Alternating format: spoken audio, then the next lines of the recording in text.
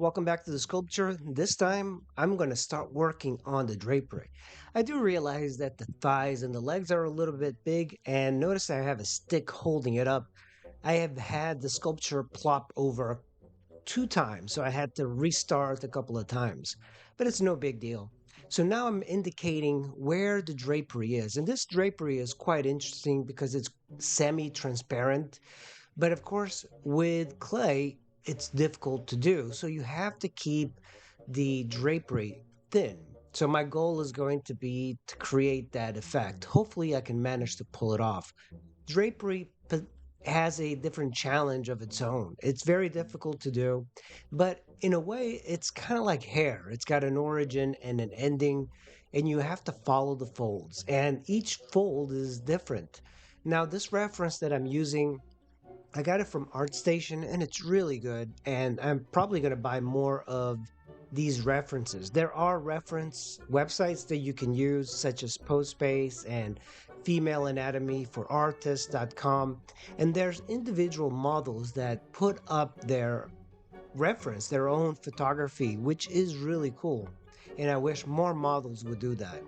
In the past, I did use models in person, but that's a very expensive proposition if you don't make money doing sculpture, for example, and I don't. So for me, online reference is really the best way. Now, this part is kind of interesting because I am adding the drapery. The drapery is going to hide a lot of that area, but it's going to serve as a support. So I also want to add a little bit more details to the head, and the hair is also a structure that's going to hold up the head. She has plenty of long hair, which is it's really perfect because it's going to hold up the head. And what happens with water clay is that it seeps down as it dries a little bit because of the weight, so you constantly have to push it up. But on the heads, I've done quite a few portrait studies, and the where I'm just going to use the same proportions I use for every model and then change it towards the end. But for me, I want some sort of emotion, and at the same time, I don't know exactly the theme that I'll be going with the sculpture. If you have any suggestions, put it in the comments below. I'm always interested in hearing your comments.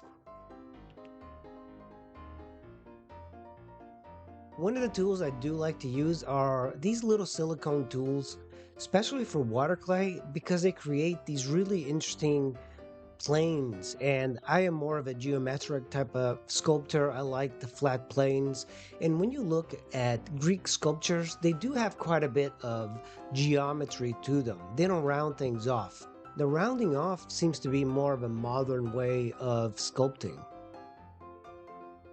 So all the tools, including the wood tools, are flat. I like that flatness look, and I'm moving away from rounding things off too much. It's not so much about the detail, but I want somebody to step away from the sculpture and have a complete picture. And then when you look closer to the sculpture, it has more of an abstract feel. That might seem strange, but when you work with 3D printing, for example, you get used to that robotic, artificial type of thing that it has. So I don't want my sculptures to look artificial. But even the greatest of artists had that same approach.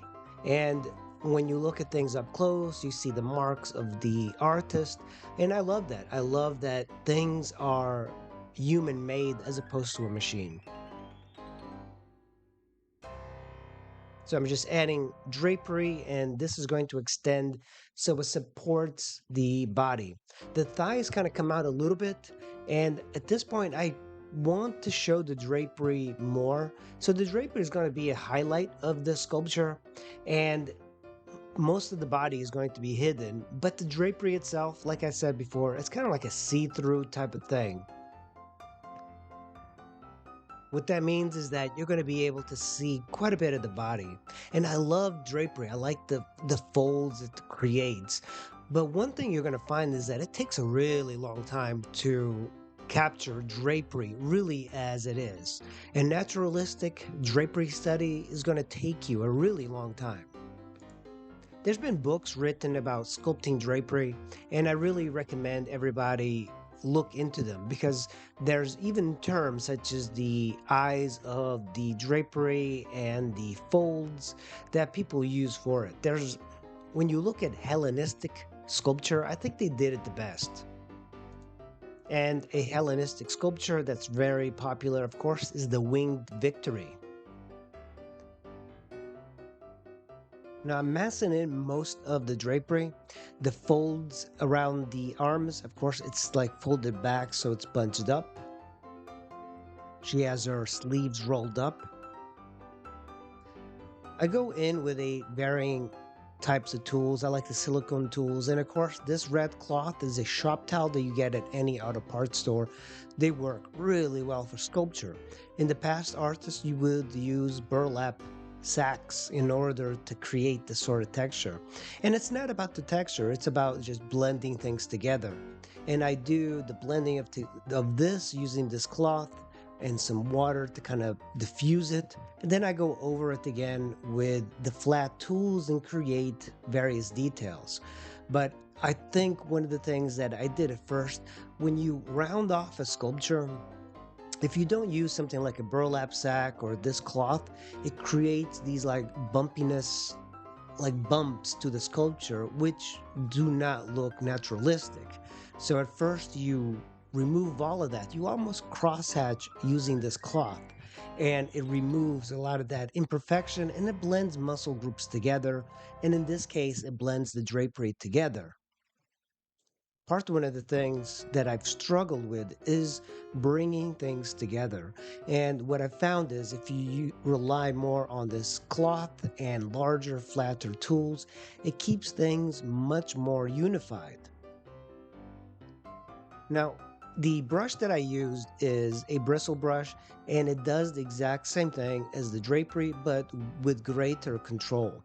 And you can see in the face, I diffused it a little bit, blended the nose and the cheek together, and I am indicating the zygomatics bone with the silicone tool because that really makes it pop out a whole lot more.